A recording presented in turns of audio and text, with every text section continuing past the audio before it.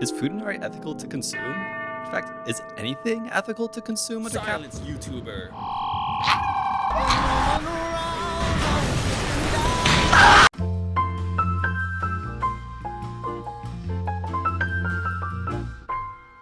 Hello, everyone.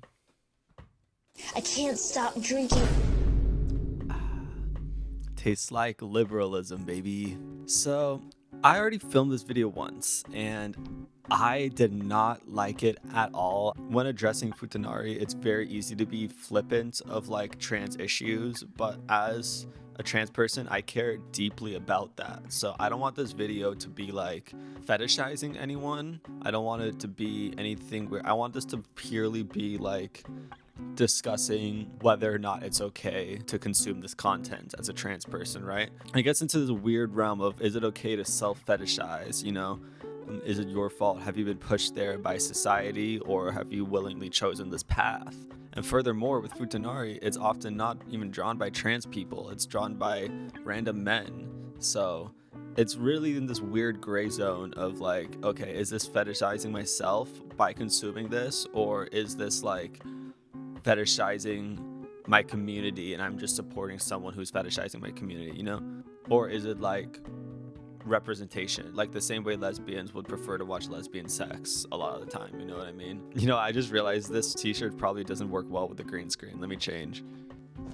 I'm not gonna fucking re-record that though, because who the fuck you think I am? Before I get into any of that, I just want to talk about my own experience with this, like where I lie, what my opinions are, before I start getting into like being all analytical, all right? So I have watched this stuff before, mainly in like high school when I was being like a gooner, you know, like gooner high school boy type beat. And then I don't know, I go back, I feel like I only enjoy it if it's like really vanilla. Now it kind of has to be more similar to just reading Yuri. So that's where I view it now. I'm kind of more like in the camp of like, oh, I enjoy like Yuri and not just Futa, you know what I mean? So I don't know, and we can get into our own discussion of like, is Yuri fetishization? That being said, let's get into this.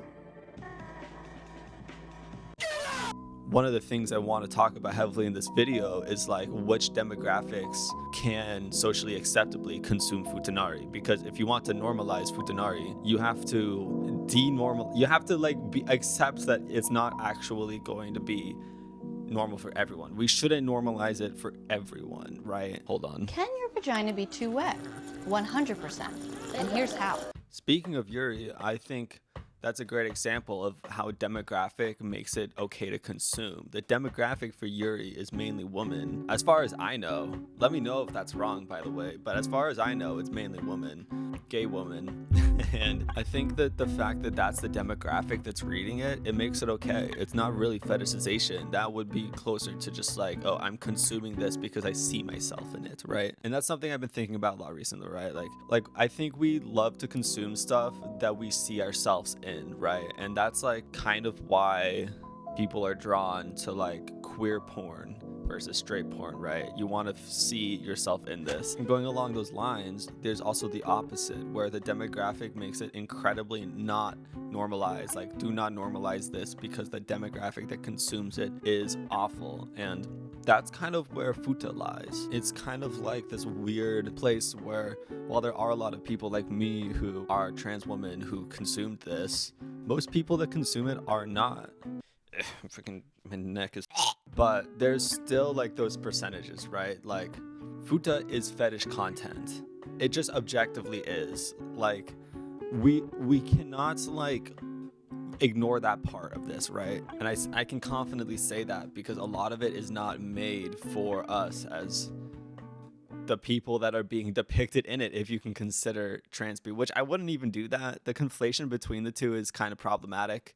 There was this dude on TikTok. I'm going to play that TikTok now. Yes!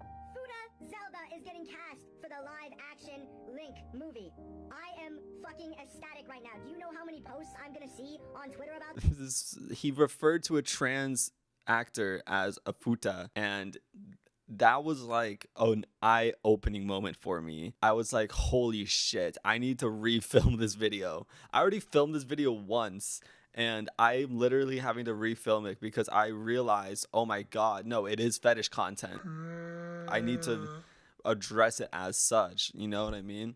If you want to normalize fetish content, you have to de-fetishize it, right? And that is not what's happening. I think it's easy to fall into this like meme hole where you're like, oh, it's funny. Ultimately, if you were in a room full of people that all consumed Futanari, it would be like, one, so smelly. It would be so fucking wrench in there. It would be disgusting.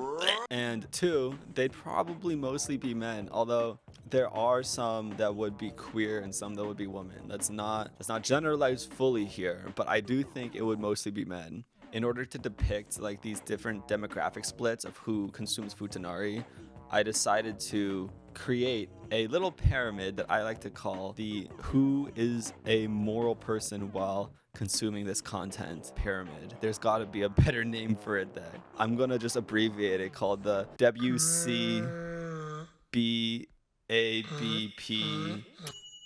So yeah, we'll just shorten it to that. Basically, this is a scale to tell you like how much you're fetishizing the content, right? How much you're fetishizing trans people by viewing this content.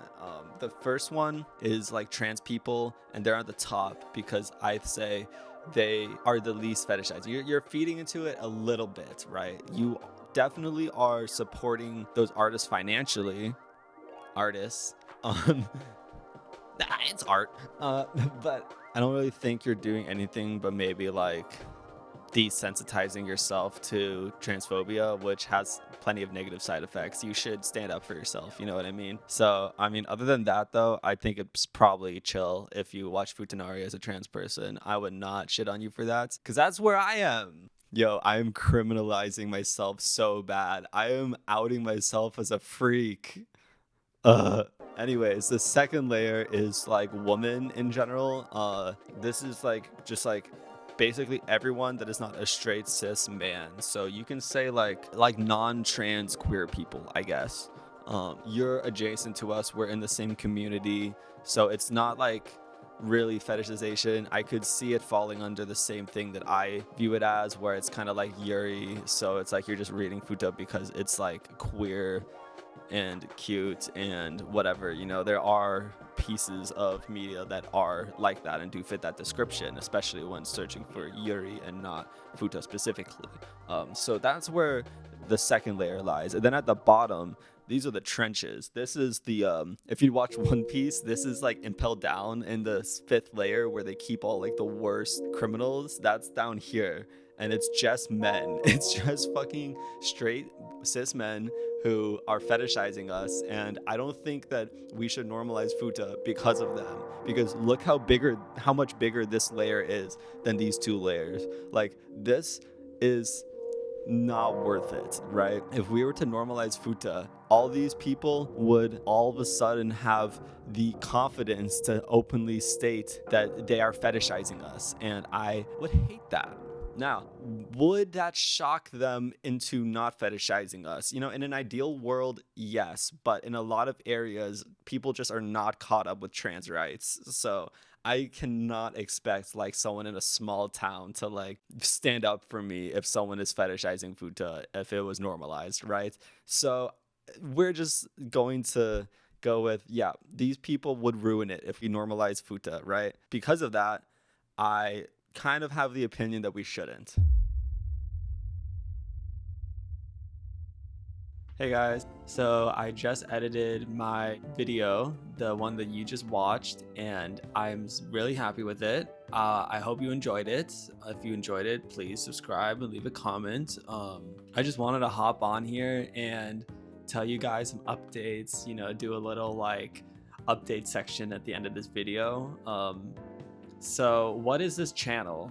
I want to do commentary, but most of my interests revolve around like gaming, anime, and like YouTuber stuff, like the internet in general, you know? And if you guys want to see anything pertaining to those three things specifically, I might spec into one of those specific things, but if I were to like give myself restraints so that you know what to expect, I would say gaming, internet culture, anime, kind of a broad net. I'm figuring out what I want to do as we go, obviously.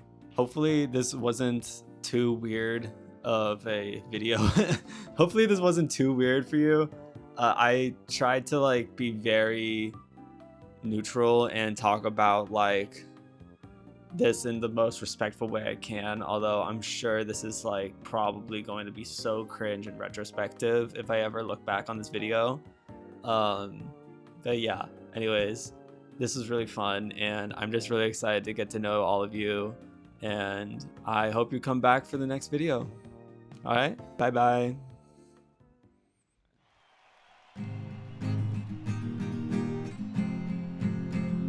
Futanari,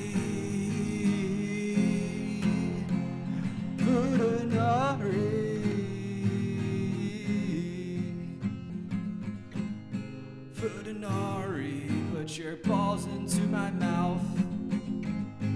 Futanari, it's always just going south as my knees go on the floor and your balls go on my forehead.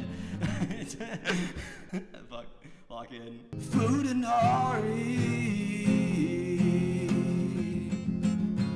on my phone screen. Futanari, put your balls on me. Put your balls on me.